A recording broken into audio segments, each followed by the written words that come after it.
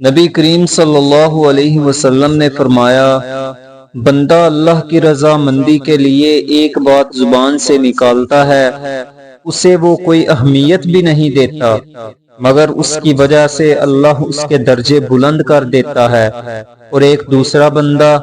ایک ایسا کلمہ زبان سے نکالتا ہے جو اللہ کی ناراضگی کا باعث ہوتا ہے، اسے وہ کوئی اہمیت نہیں دیتا، لیکن اس کی وجہ سے وہ جہنم میں چلا جاتا ہے۔ ایک روایت میں اللہ کے رسول صلی اللہ علیہ وسلم نے فرمایا، انسان جب صبح کرتا ہے تو اس کے سارے اعضاء زبان کے سامنے اپنی عاجزی کا اظہار کرتے ہیں اور کہتے ہیں، تو ہمارے سلسلے میں اللہ سے ڈر، اس لیے کہ ہم تیرے ساتھ ہیں۔